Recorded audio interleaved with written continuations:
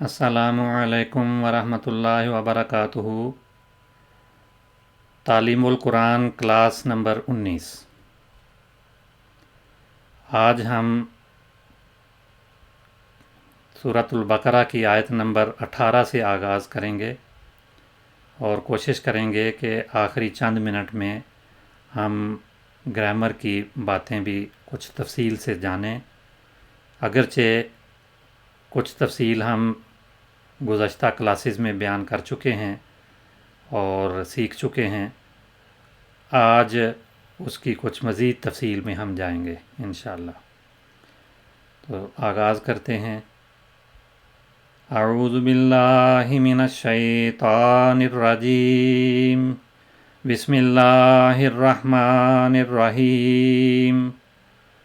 مثلهم كمثل الذي استوقد نارا فلما أضاءت ما حوله ذهب الله بنورهم وتركهم في ظلمات لا يبصرون۔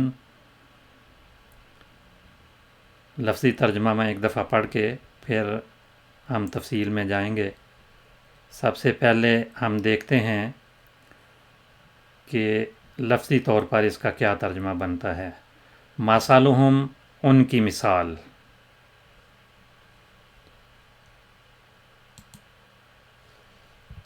مثلہم، ان کی مثال کا مانند ہے۔ مثل الذی، اس شخص کی حالت کی مانند جس نے استوقد نارن، آگ بھڑکائی، فلما، پس جب، اضاءت، اس نے روشن کر دیا، اس آگ نے روشن کر دیا، ما حولہ، اس کے ماحول کو، ذہب اللہ بنورہم، ذہب لے گیا، اللہ اللہ، بنورہم ان کے نور کو، و اور ترکہم انہیں چھوڑ دیا، فی ظلمات اندھیروں میں، لا یبصرون کہ وہ کچھ دیکھ نہیں سکتے تھے۔ ان کی مثال اس شخص کی حالت کی مانند ہے جس نے آگ بھڑکائی، پس جب اس آگ نے اس کے ماحول کو روشن کر دیا تو اللہ تعالیٰ ان کا نور لے گیا اور انہیں اندھیروں میں چھوڑ دیا کہ وہ کچھ دیکھ نہیں سکتے۔ اس میں سب سے پہلا لفظ جو آیا ہے مثل، جس کے معنی مثال کے ہیں، اور یہاں جملے میں یہ مضاف ہے، مرکب میں مضاف ہے اور ہم مضاف الیہ ہے، تو ہم ضمیر ہے جمع مذکر غائب کے لیے، اور جمع مذکر غائب میں ہم تیسرا صیغہ یہ بنتا ہے ضمیروں میں سے، 14 جو ضمیریں ہوتی ہیں ان میں سے، اور یہاں پر مجرور کی جگہ پر ہے، جر ہے، کیونکہ یہ مضاف الیہ بن رہی ہے، اور اس کا ترجمہ ہے ان کی مثال، ان کی یا ان کی مثال، کا مانند، یہ حرف تشبیہ ہے، حروف جارہ میں سے حرف جار یہ کہلاتا ہے، اور اس کے بعد جو اسم آئے اسے یہ جر دیتا ہے، تو اس کے معنی ہیں مانند یا جیسا۔ کا مثل، مثل کے معنی مثال یا حالت کے ہوتے ہیں، تو پہلی جگہ پہ مثل کے معنی مثال کے، اور یہاں اس شخص کی مثال کی طرح یا اس شخص کی حالت کی طرح، تو یہ بھی کا کی وجہ سے مجرور ہے، حرف جار اس سے پہلے آیا ہے، اس وجہ سے مجرور ہے۔ مجرورات کے بارے میں پہلے یہ وضاحت ہو چکی ہے، میں پھر عرض کر دیتا ہوں کہ بالعموم دو ہیں، انہیں پہچاننا بہت آسان ہے، یا کوئی اسم جو ہے وہ مضاف الیہ بنے، جیسے یہاں پر ہم ہے، یا مثل کا لفظ آیا ہے، مثل مضاف ہے اور ہم مضاف الیہ ہے، اور کا حرف جار ہے، یہ دوسری قسم آ گئی کہ حرف جار آنے کے بعد جو اسم آتا ہے وہ مجرور ہوتا ہے۔ تو دونوں قسم کی مثالیں یہاں مثل کے لفظ میں بیان اس آیت میں بیان ہو گئی ہیں۔ تو مثل مجرور ہے کا کی وجہ سے، حرف جار کی وجہ سے، اور ہم مجرور ہے مضاف الیہ بننے کی وجہ سے۔ جو مضاف ہے اس کے اعراب تو حسب حالات کوئی اور عامل بناتا ہے، لیکن مضاف الیہ مجرور ہوتا ہے۔ الذی یہ اسم موصول ہے، واحد مذکر کا صیغہ ہے، اسماء موصولہ کی پہچان پہلے ہم کر چکے ہیں۔ تو اس کے معنی جو یا جس نے، یہاں چونکہ یہ بعد میں جو جملہ ہے اس میں اس کے لیے ضمیر فاعل بن رہی ہے، تو اس ضمیر کا ترجمہ ہم یہاں بالعموم نہیں کرتے، اسی کو اس فاعل کی جگہ پہ لے آتے ہیں۔ الذی جس نے، فاعل کی طرح ہم اس کا ترجمہ کریں گے۔ اور فعل کون سا ہے؟ استوقدہ، بڑکائی، جلائی۔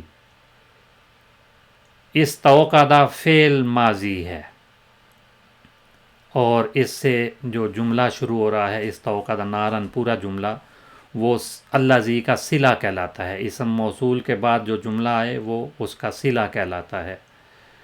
تو یہ استوقدہ نارن یہاں پر صلہ ہے، جس میں استوقدہ فعل ماضی ہے، اور اس کا مادہ ہے واو قاف دال، اور اس سے یہ باب استفعال ہے۔ ماضی کا صیغہ استوقدہ اور مضارع کا صیغہ یستوقد،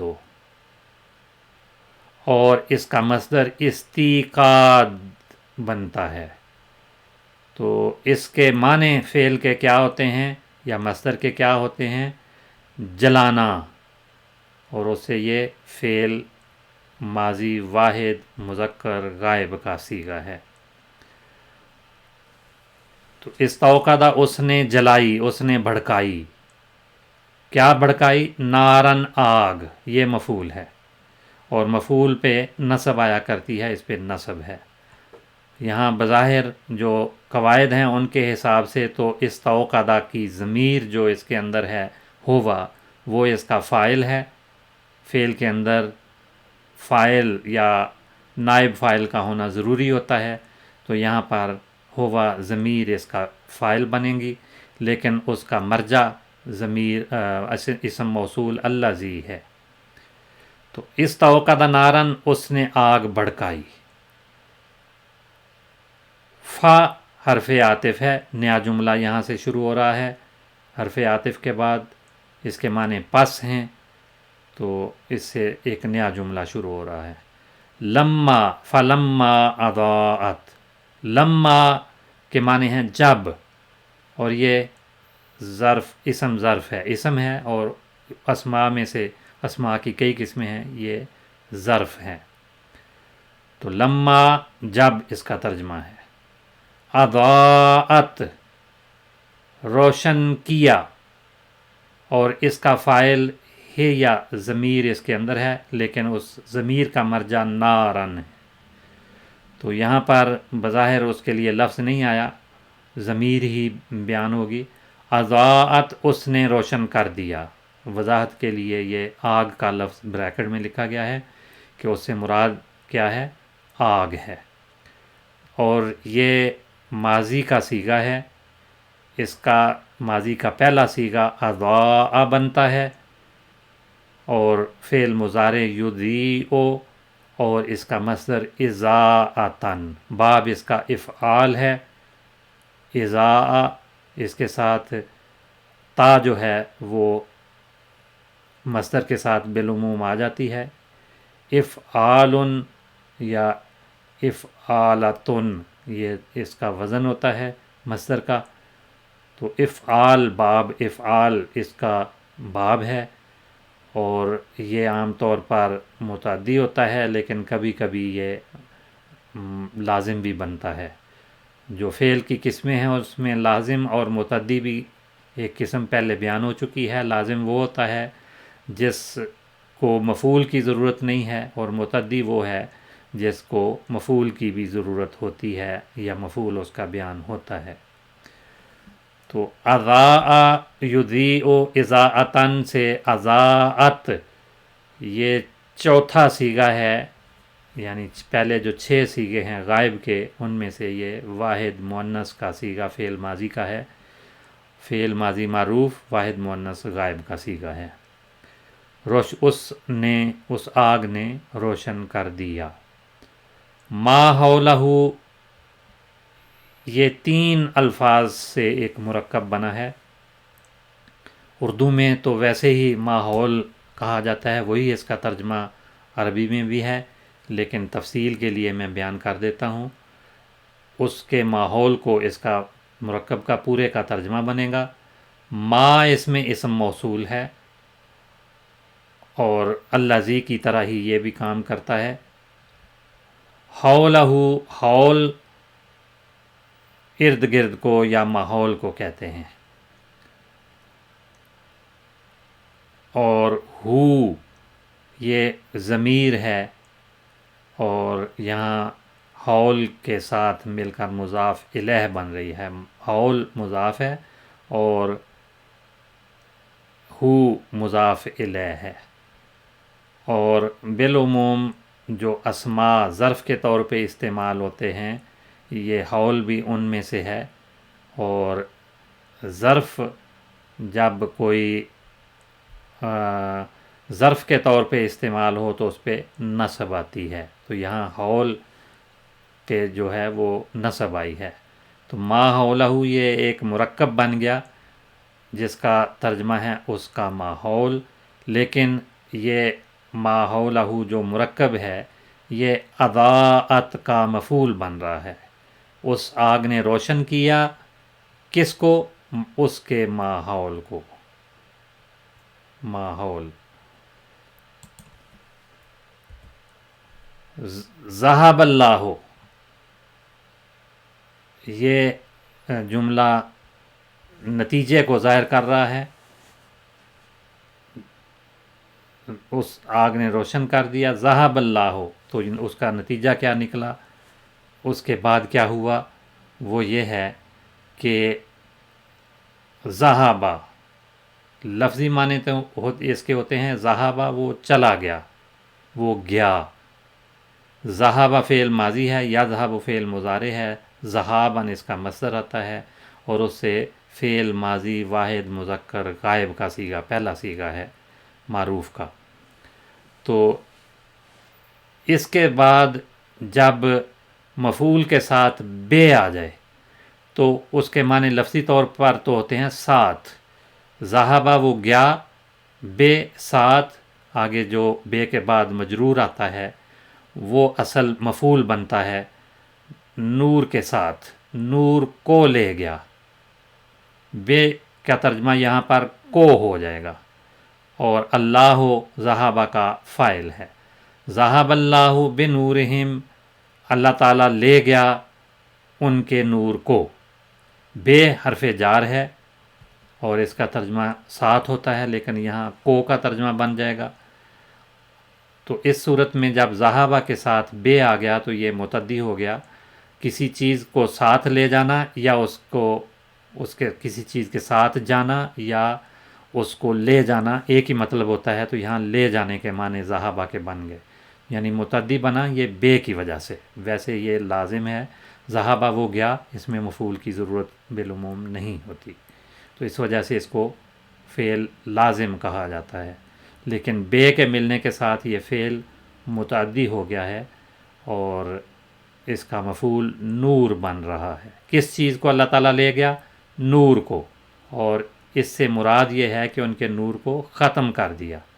نور یہاں پر بے کے ساتھ مل کر مفعول بن رہا ہے معنوں کے لحاظ سے، لیکن گرامر کے لحاظ سے ہم اس کو مجرور کہیں گے۔ بے حرف جار، نور مجرور، اور مجرور ہونے کے ساتھ ساتھ یہ ایک اور بھی اس کی حیثیت ہے کہ یہ لفظ مضاف بن رہا ہے، اور مضاف الیہ اس کے بعد جو ضمیر آ رہی ہے ہم، بنورہم، ان کے نور کو، تو یہ ایک مرکب اضافی ہے جس پہ بے حرف جو ہے حرف جار داخل ہوا ہے، بنورہم ان کے نور کو، تو نور مجرور ہے بے کی وجہ سے، حرف جار کی وجہ سے، اور ہم بھی ضمیر یہاں پر مجرور استعمال ہوئی ہے مضاف الیہ بننے کی وجہ سے۔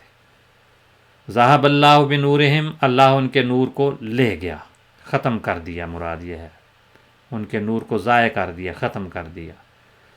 و اور یہ بھی حرف عاطف ہے، اس کے معنی اور کے ہیں۔ تارکا یہ بھی ایک فعل یہاں آیا ہے، تارکا اس نے چھوڑ دیا، اور یہاں پر فاعل اس کا کون سا ہے؟ ضمیر یہاں فاعل ہے، لیکن اس ضمیر کا مرجع اس سے پہلے جو جملہ آیا تھا اس میں اللہ کا لفظ آیا تھا، وہی مرجع ہے، اور مراد یہ ہے کہ وہ لے گیا یا اللہ لے گیا، اللہ نے چھوڑ دیا۔ تارکا چھوڑ دیا، ذہب اللہ اللہ لے گیا، تارک اللہ ترجمہ بنے گا اللہ نے چھوڑ دیا، اس نے چھوڑ دیا، ہم ان کو، انہیں چھوڑ دیا۔ تارکا جو ہے یہ تارکا اس کا ماضی ہے، پہلا صیغہ یہاں پہ فعل ماضی کا بیان ہو گیا۔ یترکو فعل مضارع ہے، ترکن اس کا مصدر آتا ہے، اس کے معنی چھوڑ دینے کے ہیں، اور یہاں پر تارکا فعل ماضی واحد مذکر غائب کا صیغہ ہے۔ ہم یہاں پر مفعول بن رہا ہے تارکا کا، انہیں چھوڑ دیا، کہاں چھوڑ دیا؟ فی ظلماتن اندھیروں میں، تاریکیوں میں، اس میں فی حرف جار ہے اور ظلمات مجرور ہے۔ ظلمات کے معنی اندھیرے، یہ جمع کا لفظ ہے، اس کی واحد ظلمتن آتی ہے، یا الظلمت، ظلمت اندھیرا تاریکی، اس کی واحد ظلمتن آتی ہے، اور فعل کی طرف ہم جائیں یا مادے کو ہم دیکھیں تو زوئے لام میم اس کا مادہ ہے، لیکن اس مادے میں مختلف معانی ہیں۔ ایک معنی تو اس کے عام ظالمہ کے معنی ہوتے ہیں، اس نے ظلم کیا، فعل ماضی ظالمہ، مضارع یظلم، مصدر ظلمن اور ظلمن دونوں طرح سے آتے ہیں، اور اس سے جب اسم فاعل بنائیں تو ظالمن کا وزن بنتا ہے، اور انہی معنوں میں اور اسما بھی ظلام یا اور بھی صیغے بنتے ہیں۔ بہرحال ظلام بھی اسی سے ہے، بہت زیادہ ظلم کرنے والا، اور ظلوم بھی اسی سے ایک اسم بنے گا۔ اسم مفعول جب ہم اس سے بناتے ہیں، یعنی جس پہ ظلم کیا گیا، وہ مظلوم بنے گا، تو اس کے معنی ہوتے ہیں کسی پر ظلم کرنا یا اسے انصاف نہ دینا، اور عدل اس کا الٹ ہے۔ دوسرے معنی اس میں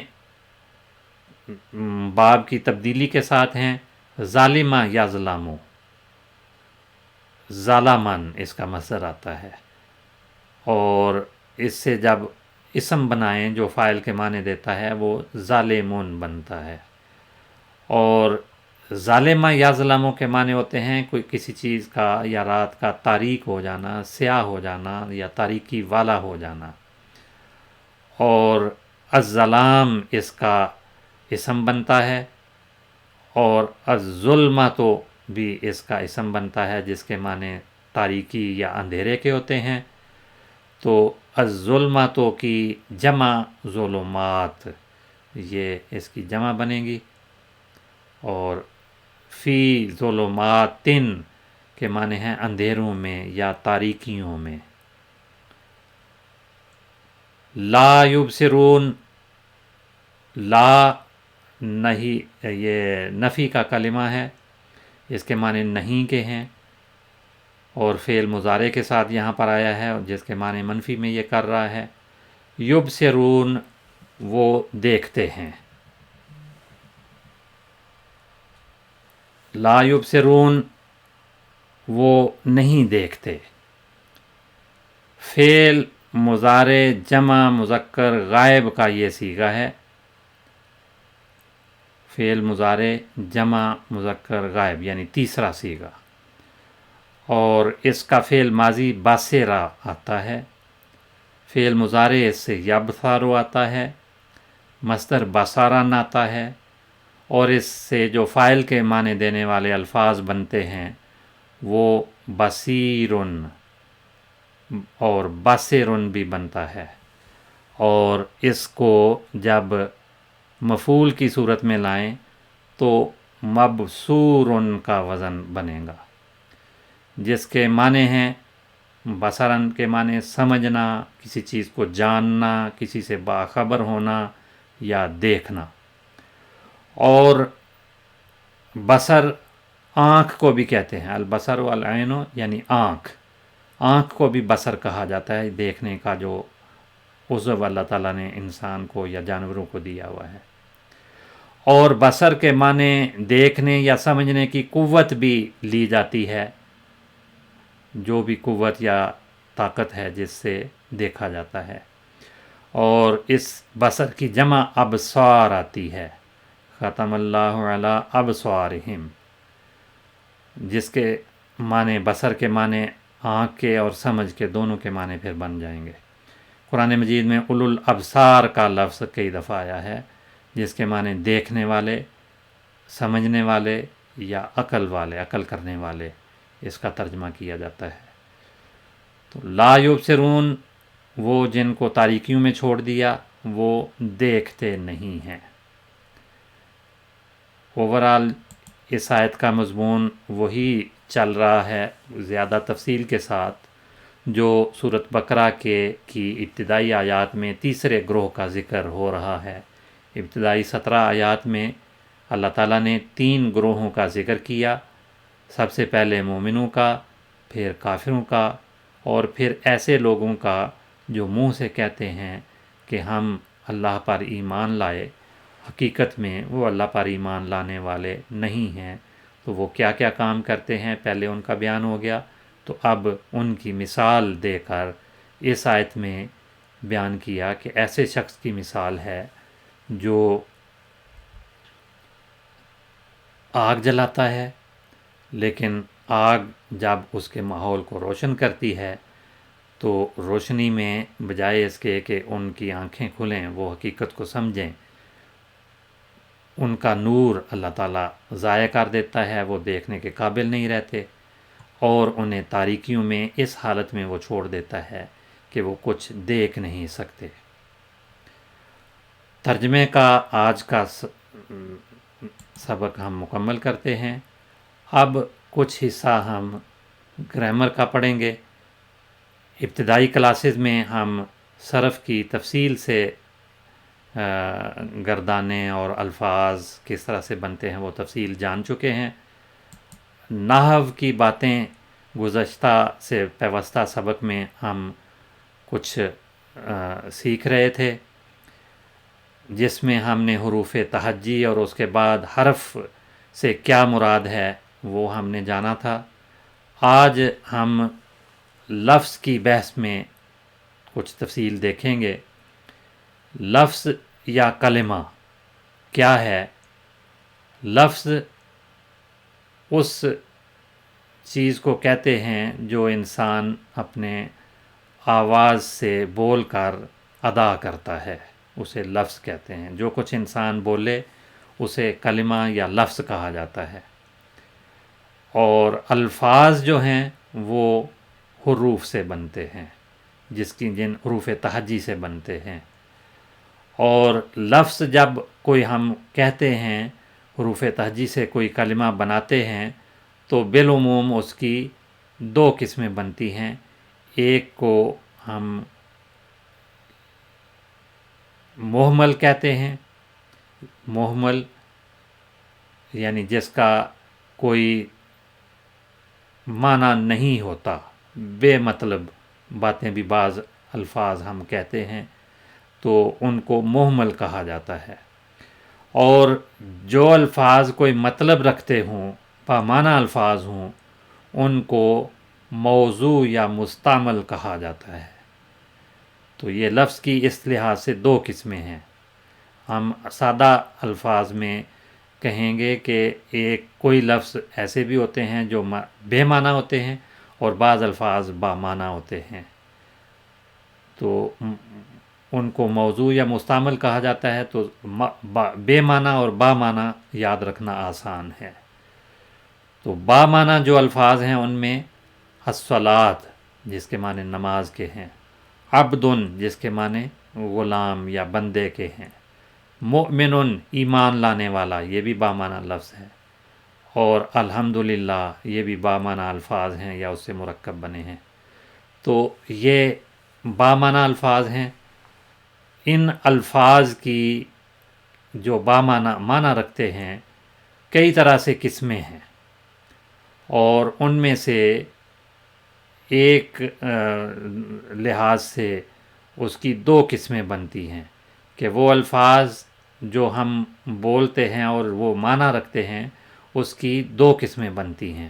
با معنی الفاظ کی دو قسمیں ہیں، ایک قسم ان کی مفرد یعنی ایک لفظ، اور دوسری قسم مرکب ہے جس میں ایک سے زیادہ الفاظ اکٹھے ایک مرکب کی صورت میں ادا کیے جاتے ہیں۔ جو اکیلا لفظ یا مفرد لفظ ہوتا ہے اس کو مفرد یا کلمہ کہتے ہیں، جیسے جمل اونٹ جس کے معنی ہیں، اور بعض الفاظ کے مرکبات ہوتے ہیں اسے ہم مرکب کہتے ہیں، یعنی ایک سے زیادہ الفاظ جہاں جس مرکب میں اکٹھے ہو جائیں وہ مرکب ہے۔ لیلۃ القدر یہ ایک مرکب ہے، دو الفاظ اس میں بیان ہوئے ہیں۔ اسی طرح سے ان اللہ علی کل شیء قدیر یہ بھی ایک مرکب ہے۔ تو یہ دو مثالیں یہاں پہ بیان ہو گئیں۔ اب جو مرکبات ہیں، اکٹھے الفاظ جو استعمال ہوتے ہیں، ان کی پھر دو قسمیں بنتی ہیں، ایک مرکب ناقص اور ایک مرکب تام۔ اور مرکب ناقص کو مرکب غیر مفید بھی کہا جاتا ہے، وہ الفاظ تو با معنی ہوتے ہیں لیکن ان سے پورا مفہوم ادا نہیں ہوتا، بات پوری مکمل نہیں ہوتی، اس وجہ سے اس کو مرکب ناقص کہتے ہیں۔ اور مرکب تام وہ ہے جس میں بات پوری سمجھ آ جائے، پوری بات اس میں شامل ہو، اور اس مرکب تام کا دوسرا نام مرکب مفید بھی ہے، جملہ بھی اسی کو کہتے ہیں، کلام بھی اس کو کہتے ہیں۔ تو مرکبات دو قسم کے ہیں، ایک مرکب ناقص جس میں جار مجرور، صفت موصوف اور اس طرح کے اور مرکبات ہیں، دو الفاظ کا وہ مجموعہ تو آ گیا لیکن پورا مفہوم ان سے واضح نہیں ہوتا، اس لیے اسے مرکب ناقص کہتے ہیں۔ اور جب ایک مکمل جملہ کوئی بولا جائے جس میں ساری بات سمجھ آ جائے تو اس کو مرکب مفید یا جملہ یا کلام کچھ بھی اس کو کہا جاتا ہے۔ جملے جو بنتے ہیں پھر اس کی دو قسمیں بالعموم بنتی ہیں، مزید بھی آگے تفصیل میں ہم انشاءاللہ سیکھیں گے، لیکن ابتدائی طور پر جملے کی دو قسمیں بار بار ہم اپنے ترجمے میں ان الفاظ کو دہراتے ہیں، اس لیے ان کی وضاحت سمجھ آ جائے تو آسانی ہوتی ہے۔ جملے کی دو قسمیں بنیں گی، ایک جملہ اسمیہ، دوسرا جملہ فعلیہ۔ جملہ اسمیہ میں دو چیزیں آتی ہیں عام طور پر، ایک مبتدا اور دوسرا خبر۔ مبتدا اور خبر سے مل کر جو ایک مرکب یا جملہ بنتا ہے اسے جملہ اسمیہ کہتے ہیں۔ اور جملہ جس میں ابتدا میں فعل آ جائے، فعل کے ساتھ اس کا فاعل بیان ہو یا فعل کے بعد اس کا نائب فاعل بیان ہو، اور اس کے ساتھ مفعول بھی کبھی آ جاتا ہے کبھی نہیں آتا، تو ایسا جملہ جو ہے ایک مرکب ہوتا ہے، اس جملے کو جملہ فعلیہ کہا جاتا ہے۔ مثلا الحیاء زینۃ، اس میں یہ جملہ اسمیہ ہے، الحیاء مبتدا ہے، زینۃ اس کی خبر ہے کہ حیا زینت ہے، حیا زینت ہے، یہ ایک جملہ بن گیا، اس جملے کو ہم جملہ اسمیہ کہتے ہیں۔ الحیاء اس میں مبتدا ہے، یعنی اسم جو آغاز میں آیا وہ مبتدا کہلاتا ہے، اور زینتن اس کی خبر ہے۔ اور ناصارہ رجلن یہ جملہ فعلیہ ہے۔ اور پھر ایک اور تقسیم بھی ہے کہ جملہ جو بھی ہو، خواہ وہ جملہ اسمیہ ہو، جملہ خبری فعلیہ ہو، اس میں خبر دی جاتی ہے تو جس خبر میں کسی کو سچا یا جھوٹا کہا جا سکے وہ جملہ خبریہ کہلاتا ہے، اور جس میں کسی کو سچا یا جھوٹا نہ کہا جا سکے وہ جملہ انشائیہ کہلاتا ہے۔ اب چونکہ وقت ختم ہو رہا ہے اس لیے آج ہم اسی پہ اکتفا کرتے ہیں۔ انشاءاللہ تعالی اگلی کلاس میں ہم اس کی مزید تفصیل پڑھیں۔